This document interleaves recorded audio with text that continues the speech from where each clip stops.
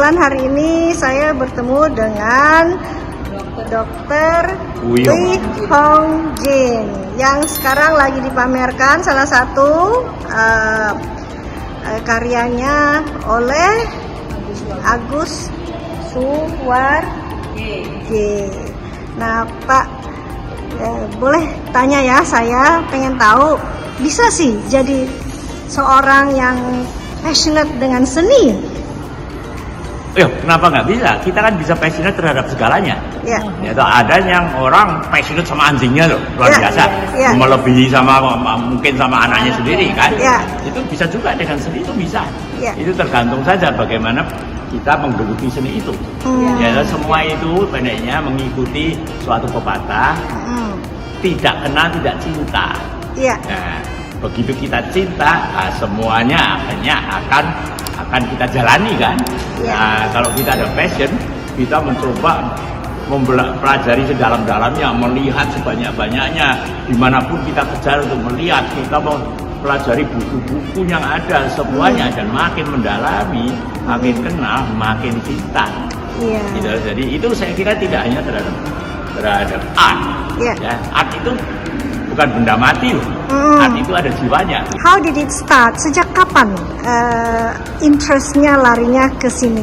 Begini, kalau ditanyain sejak kapan itu saya tidak bisa memberikan jawaban yang benar.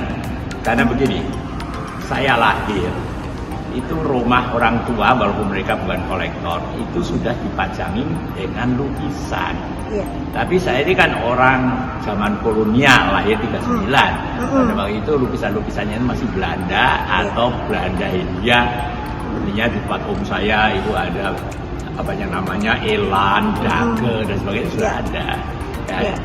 Karya sekarang punya lain. Dan saya selalu tumbuh di lingkungan itu, yang kemudian bahkan dan seluruh keluarga, salah satu sepupu saya itu belajar seni rupa itu waktu belum ITB di Bandung ya.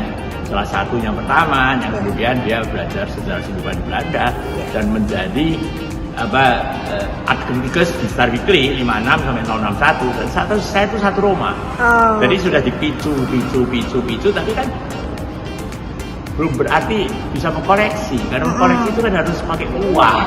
Misalnya uangnya sudah kerja gitu Jadi sudah dikoleksi begitu banyak, sekarang bisa lihatnya di mana? Nah begini, begitu saya mengkoleksi makin lama banyak itu, dan saya itu kebetulan tinggal di Jogja, dekat seniman-seniman, Jadi seniman-seniman itu ketika karyanya saya beli, nggak ada tempat lagi, saya tumpuk kan mereka juga kurang seneng. Seharusnya ini harus dipajang, harus bikin gedung terkhusus, museum, semua bilang begitu.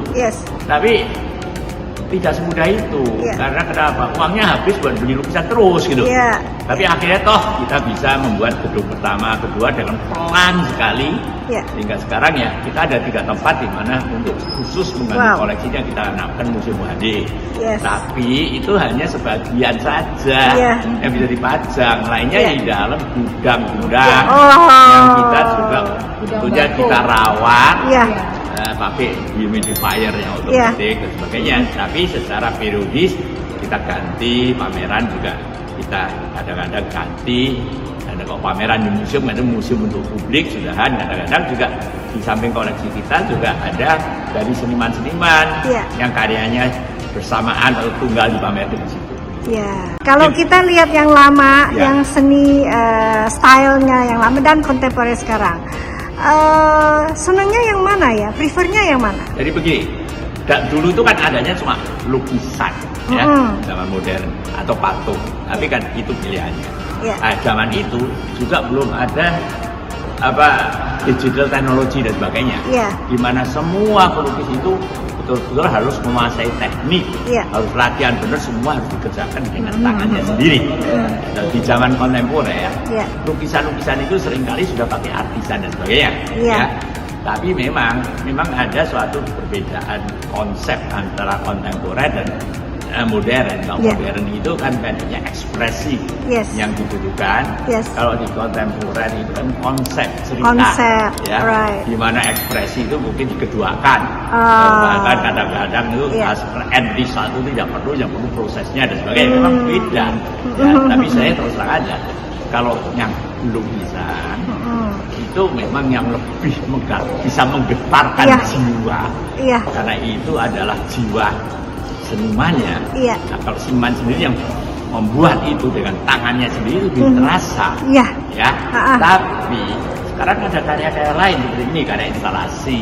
Iya. Setiap zaman itu mempunyai suatu periode tersendiri. Iya. Perkembangan zaman ini luar biasa. Iya. Tapi setiap zaman itu meninggalkan juga jejak-jejaknya dari mastersnya.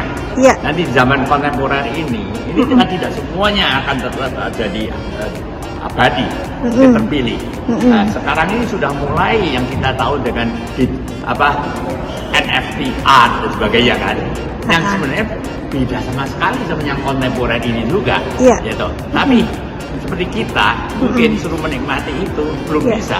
Iya. Tapi generasinya akan datang kita tidak tahu. Iya. Kalau mereka nanti sudah maksudnya bisa menikmati atau saben hari ini bergelutnya dengan dunia metaverse, mungkin karya-karya seperti itu sudah lazim Iya, dan mereka iya. sudah biasa melihat karya-karya di metaverse. Iya. Nah, saya suruh melihat di metaverse gimana? Nggak bisa, saya harus melihat aslinya. Saya tuh suruh melihat di video saja atau via YouTube nggak bisa puas begitu loh ya. Iya, Jadi iya.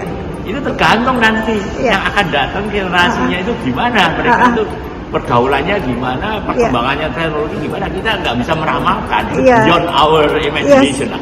Yes. Ada pengen sampaikan suatu message untuk generasi sekarang? Saya bilang begini, seni itu sebenarnya bukan sesuatu yang eksklusif. Sampai sekarang ini kan seni itu hanya digeluti oleh lapisan masyarakat sedikit kan. Jadi kalau kita mau maju, itu harus digeluti dikenal oleh masyarakat umum. Ya. Nah, sekarang ini lebih bagus karena anak-anak sekolah dibawa ke sini, bahkan juga dunia digital ya, sosial media bisa melihat. Mudah-mudahan dalam waktu tidak terlalu lama kita ini bisa menyamai negara-negara barat. Kalau yang lalu nggak mungkin, semua terpusat di cuma beberapa kota saja. Berita-berita kok dulu sekali. Berita dari Eropa dengan sampai di sini mungkin berapa tahun kemudian. Kalau sekarang instan semua. Jadi saya kira ini menuju ke suatu perkembangan yang bagus ya.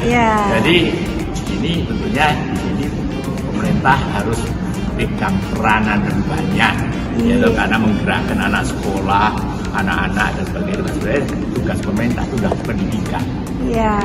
Oke, thank you ya Pak Alvin sudah mau sharing dengan saya hari ini. Semoga apa yang disampaikan bisa bermanfaat untuk yang lain. Sama-sama, ya welcome ya. Oke.